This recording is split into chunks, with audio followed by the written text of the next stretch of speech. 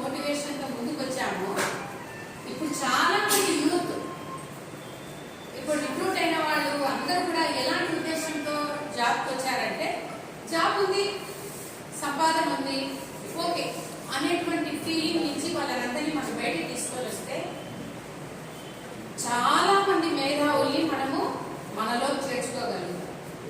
ఎందుకంటే వాళ్ళు వచ్చినటువంటి న్యూలీ రిక్రూటెడ్ వాళ్ళలో వాళ్ళ మైండ్ సెట్ ఎట్లయిపోయింది అంటే ఏదో బుక్ తీద్దాం, చెప్దాం, వెళ్ళిపోదాం అన్నట్టుగా ఉంది. అంటే మనలాంటి ఆ మోటివేషన్ కానీ ఇన్స్పిరేషన్ కానీ ఇవ్వాలి అనేటువంటి ఫీలింగ్ ఇప్పుడు వచ్చే టీచర్స్కి లేదు. బట్ నేను ఓపెన్ గా చెప్తున్నాను, అది మేబీ బాధ కలిగినా పర్లేదు.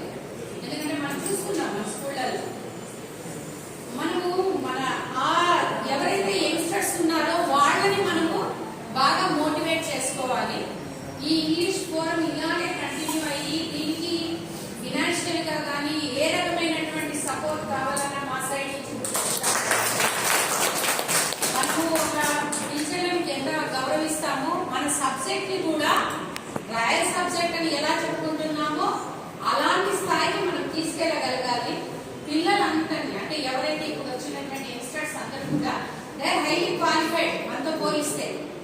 మేమందరము కళ్యాణదుర్గం స్కూల్లో చదివేటప్పుడు మాకు అంతా అసలు ఇంగ్లీష్ అంటే ఏంటి తెలియదు. మేమంతా తెలుగు మీడియం స్కూల్స్ నుంచి వచ్చిన వాళ్ళమే.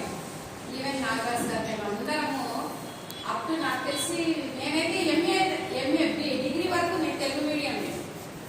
విచిత్రమేమంటే నా సబ్జెక్ట్ ఎంఏ హిస్టరీ, పూర్తి సంబంధం లేని సబ్జెక్ట్. నాకు ఇంగ్లీష్ అంటే ఏం తెలియదు. బట్ ఏమి అంటే మాకున్న టీచర్ అప్పుడు చాలా డెడికేటెడ్. నరసింహరావు సార్ ఉండేవాళ్ళు. ఈ రోజుకి మ్యాథ్స్, బట్ మేము ట్యూషన్కి వెళ్ళేవాళ్ళం ఇంగ్లీష్. ఆయన 240 గంటలుగా చెప్పేస్తారు. నాకు ఫస్ట్ ఇంగ్లీష్ నేర్చుకోవాలని ఆ కోరిక పుట్టింది కూడా ఆయన దగ్గరే. ఒకరోజు మా 10th లో 3rd లెసన్ ఉంది, బాటిల్ పార్ట్ 1, బాటిల్ పార్ట్ 2 అని 2 ఉండేది ఇంగ్లీష్ లెసన్. దాంట్లో ఒకసారి ఎందుకో చేస్తారు, టెక్స్ట్ బుక్ లో ఉంది sir, bottle part 1, bottle part 2 2 lessons ఉండేది. ఒకరోజు ఎందుకో సార్ని అడిగినాను, ఇంపంటే భూతం. ఆ పాటలో ఒక చోట నాకు ఎక్కడ డిస్క్రిప్షన్ అనేది పదము గుర్తొచ్చింది. అప్పుడు మా సార్ని అడిగినా, సార్ డిస్క్రిప్షన్ అంటే ఏం సార్ అని అడిగితే సార్ ఒకేసారి మా టెక్స్ట్ బుక్ లో పేజ్ నెంబర్ 93లో 2nd పారాలో 3rd లైన్ లో ఆ పదం బుద్ధి అంటే అంత డెడికేటెడ్ వాళ్ళు. అలాంటి వాళ్ళ దగ్గర ట్రైనర్ అయిన వాళ్ళు మనం ఇంకా మోర్ డెడికేటెడ్. నిజంగా చెప్పాలి అంటే మనం అందరము అలాంటి బ్యాక్గ్రౌండ్ నుంచి వచ్చినాం. మనకి గ్రామటికల్ బేస్డ్ నాలెడ్జ్ చాలా బాగుంది. We are experts. నిజంగా మనం చెప్పుకోవచ్చు గర్వంగా, వీఆర్ గ్రామేరియన్స్. ఏదైనా చెప్పగలం. ఇప్పుడు సార్ అన్నారు మీరు యాక్టివ్ వాయిసెస్ కానీ స్పీచెస్ కానీ టెన్సెస్ కానీ బ్రహ్మాండంగా చెప్పగలం, ఎక్కడైనా చెప్పగలం, ఎంతమంది దగ్గరైనా చెప్పగలం. కానీ ప్రాబ్లం ఏమొస్తుంది అంటే ఇప్పుడు వచ్చేటువంటి యంగ్స్టర్స్ అందరూ, అంటే నేను చూసింది మన క్లాస్ పిల్లలే ఎలాంటి బుక్లు వస్తున్నాయంటే బయటికి మార్కెట్లో ఎవరి కార్డు వాడు కడపక్కడికి బుక్లు పంపిస్తున్నారు. కానీ పిల్లలకి నేను టెన్సెస్ చెప్పడానికి పోతే వర్క్ ఫార్మ్స్ చెప్తే there are 5 forms of tenses. యాక్చువల్గా మనం చెప్పాలి అంటే present tense, past tense, past participle, present participle, future tense అవి కూడా చెప్పాలి.